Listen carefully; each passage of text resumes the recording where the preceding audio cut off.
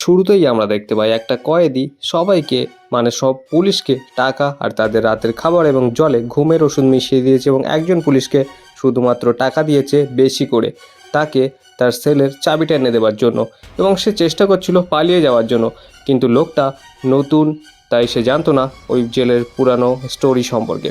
তো গাইস, বেশি না বকে ভাট চলো চলে যায় রাজঘাট, আমাদের আজকের গল্প গুড অর ব্যাড। এরকমটা আমি বলছিলাম, লোকটা নিজে জেলের দরজা খুলে বেরিয়ে যায় এবং বাকি সবাইকেও বের হতে সাহায্য করে এবং একে একে নিজে গিয়ে অন্যান্য কয়েদিদের গেটের লকটা খুলে দেয় এবং সবাই মিলে একসাথে মেন গেটে পৌঁছাতে শুরু করে। কিন্তু ঠিক তখনই তাদের সামনাসামনি হয় একের সামনে।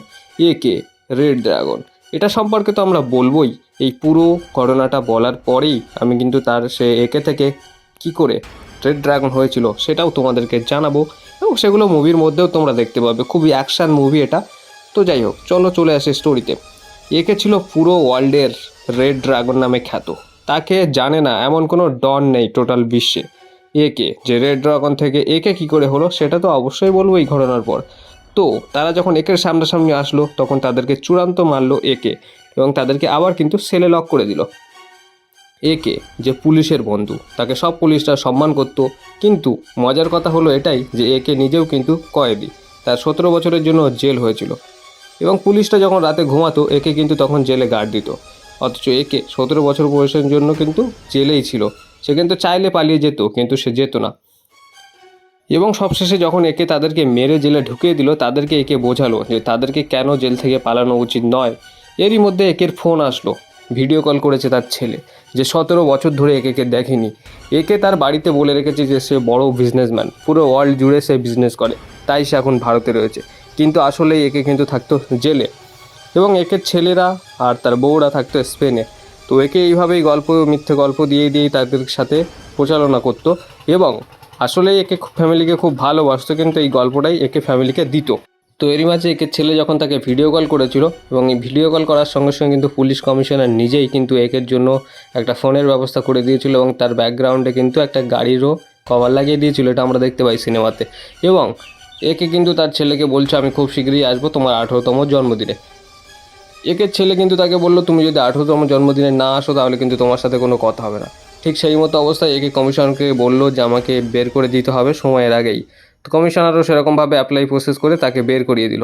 কিন্তু বের করে যখন সে বাড়িতে গেল তখন তার বউ খুশি, তার চিপ খুশি, সমস্ত কিছু খুশি। কিন্তু সে বাড়িতে যাওয়ার আগে সমস্ত মুম্বাইয়ে তার যে ডন ব্যক্তিরা ছিল তাদেরকে ডেকে একটা মিটিং করলো, করেই সে জানালো যে আমি এখন আর ডনের পজিশনে নেই, আমি সব কিছু ছেড়ে দিয়ে ফ্যামিলি নিয়ে হ্যাপি থাকতে চাই, তো কেউ আমাকে ডিস্টার্ব করবে না।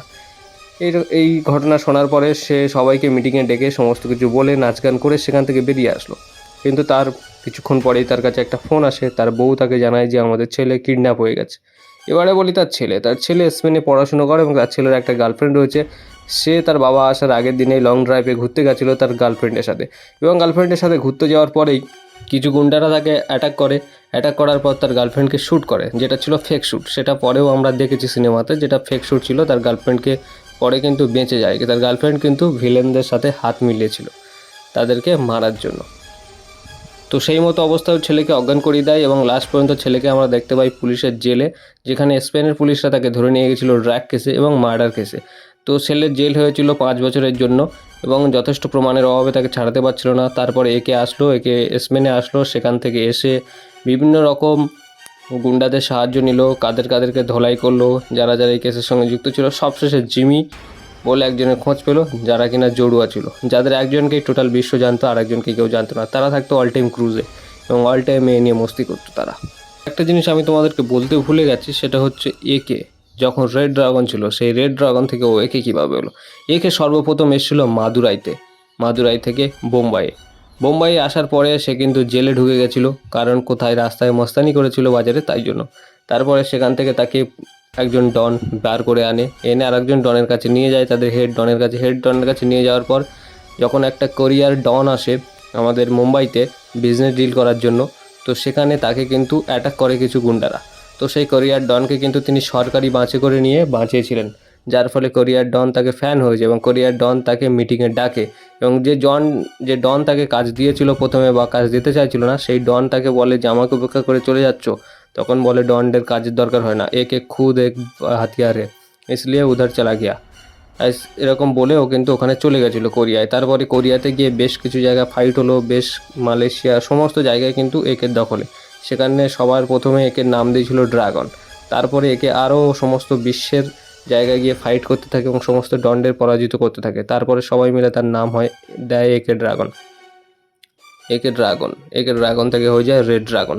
এবং এই রেড ড্রাগন কিন্তু একটা কোম্পানি মতো চলতে থাকে, যার হাতে স্টিকার থাকে একে কিন্তু তাকে নিজের টিমের লোকই ধরে নেয়, বা নিজেদের টিমের লোকেরই কিন্তু শুধুমাত্র টিম অফ একে রেড ড্রাগন বলেই কিন্তু সিগনেচারটা করিয়ে রাখতো ওখানে তাদের বডিতে, হাতের পেশিতে এরকম কিন্তু সিগনেচার করা থাকতো।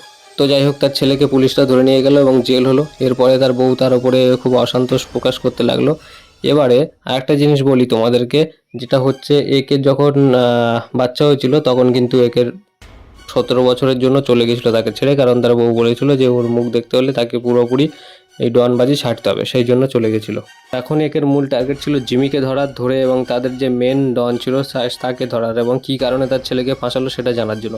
এসব জানতে তারা কিন্তু যে একের গার্লফ্রেন্ড ছিল, তার গার্লফ্রেন্ড তার বউকে কিডন্যাপ করেছিল এবং তার থ্রু থেকে জানতে পারলো যে তাকে গার্লফ্রেন্ডকেই কিন্তু কন্ট্যাক্ট দিয়েছিল তার বউকে মারার জন্য।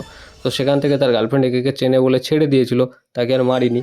এবং সেই কারণে সেখান থেকে একের সাথে তার পরিচয় হলো, তার ওয়াইফকে বাঁচিয়ে নিল এবং ছেলেকে পুলিশ গাড়িতেই খুন করার প্ল্যানিং করেছিল গুন্ডারা। তো সেখান থেকেও একে তাদের থেকে বাঁচিয়ে নিয়েছিল এবং একে ওদেরকেও মেরেছিল। পুলিশ একে মিথ্যে অ্যারেস্ট করেছিল কারণ একে রাস্তায় গুন্ডামি করছিল, তাই পুলিশ গাড়িতে গুলি করছিল সেই কারণে। তারপর একেও ছেড়ে দিয়েছিল। একে কিন্তু ওর গার্লফ্রেন্ডের সহযোগিতায় ক্রুজে চলে গেছিলো। ক্রুজে চলে কিন্তু যে জিমির যে মেন বস ছিল তার সেই বসও কিন্তু জানতো জিমি একাই, এবং জিমি একটা অল্ড ব্যাংক সামলায় যেখানে সমস্ত গুন্ডা ক্রিমিনালদের টাকা রাখা হয়। সেই ব্যাংকটাকেও কিন্তু জিমির হাতেই ছিল এবং তার যে মেন ডন ছিল জিমির, সে কিন্তু জানতো জিমি একাই ছিল। তো সেও যখন জিমি একাই দুজনকে দেখতে পেলো, সেও কিন্তু জিমিদের ওপর অবিশ্বাস করলো এবং জিমিকে মারার জন্য প্ল্যানিং করছিল। এরই মধ্যে তারা ক্রুজে পৌঁছে গেল, কিন্তু ক্রুজ থেকে জিমি যেভাবে সেভাবে পালিয়ে গেল। তাদেরকে ধরে এনেছিল সেই একের ছেলের গার্লফ্রেন্ডকে আর জিমিকে, কিন্তু ওরা পালিয়ে গেল কারণ একের বউ একে বলেছিল স্পেন থেকে ভারতে চলে যেতে, সেই কারণে ওরা পালিয়ে গেল। পালিয়ে যাওয়ার পরে সেখান থেকে একে এয়ারপোর্টে আটকে দিল একজন চেনাশোনা ভারতীয়। একে আবার রিটার্ন পাঠালো খবর পেয়ে। একে ফেরত আসলো, এসে তারপরে একটা নতুন গাড়ি নিল, মডিফাইড করা ল্যাম্বরগিনি। সেখানে চারিদিক থেকে গুলি বেরোয়, এটা সেটা বেরোয়। ভিডিওতে অন স্ক্রিনেও তোমরা দেখতে পাচ্ছ সেই গাড়িটা, বাট ভিডিওটা ক্লিপটা চালাতে পারছি না কারণ কপিরাইট স্ট্রাইক চলে আসে সেই জন্য। তো এই গাড়ি নিয়ে চারিদিক থেকে কিন্তু গুলি বেরোয়, ঠিক আছে। এরকম গুলি নিয়ে ওদের সাথে ফাইট করলো, ওদের দুজনকে ধরে আনলো এবং ওদের দুজনে ফাইট করার সিনটাও কিন্তু ছিল সেরা। সেখানে কিন্তু মিউজিক বাজিয়ে বাজিয়ে ফাইট করছিল এবং তাদেরকে ধরে আনলো। সবশেষে কোর্টে পেশ করলো। কোর্টে পেশ করার পর তার ছেলেকে ছাড়িয়ে নিল এবং তার গার্লফ্রেন্ডের ভিডিওটা তার ছেলেকে দেখালো। ছেলে নিজের প্রতি খুবই অনুতপ্ত বোধ করলো, করে তারপরে ছিচি করে সেই মেয়েটাকে সে বিয়ে করলো। এবং সবশেষে কিন্তু যে ভিলেনদের কথা শুনেই মেয়েটা গেছিলো, সেই ভিলেনরা মেয়েটাকে বিল্ডিংয়ের ওপর থেকে সমুদ্রে ফেলে দিয়েছিল, দিয়ে তাকে মেরে দিয়েছিল। দেওয়ার পরে জেল হয়ে গেছিলো ওদের 6 মাসের জন্য। তারপরে ওদেরকে ছেড়ে দিয়েছিল, কিন্তু 6 মাস পরে একে ফিরে এসে ওদেরকে কিন্তু গুলি করে শ্যুট করে মেরে দেয়। কারণ 6 মাস পরে ওই জিমি আর ওর আরেকজন যে ছিল যমজ, ডামি নাকি নাম ছিল আমি ভুলে যাচ্ছি, তো ও হচ্ছে আরেকজন অস্ট্রেলিয়ান ডনকে টাকা দিয়েছিল তাদেরকে ছাড়ানোর জন্য পুলিশের হাত থেকে।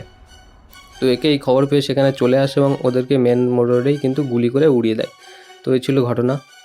আশা করি মুভির সিনটা তোমাদের ভালো লাগবে এবং পুরোপুরি আরও ডিটেলসে আমি দেওয়ার চেষ্টা করছি, বাট এখন থেকে আমার কাছে প্রয়োজনীয় জিনিসপত্র নেই, সেই কারণে ভিডিওটা প্রপারলি সাজাতে পারছি না স্ক্রিপ্ট বাই স্ক্রিপ্ট। আশা করি ফিউচারে খুব ভালো ভালো ভিডিও আসবে তোমরা যদি সাপোর্ট করে থাকো। তো তাই হোপ ভিডিও এই পর্যন্তই তোমাদের ভালো লাগবে। অবশ্যই সাবস্ক্রাইব করে দিও আমাদের চ্যানেলকে, আর আগে যেতে সাহায্য করো। আরও মজার ভিডিও দেবো, মজার গল্প তোমাদের দেবো, কথা দিচ্ছি। Thank you for watching. Bangla verse তোমার সাথে তোমার পাশে, শুধুমাত্র গল্পের জন্য।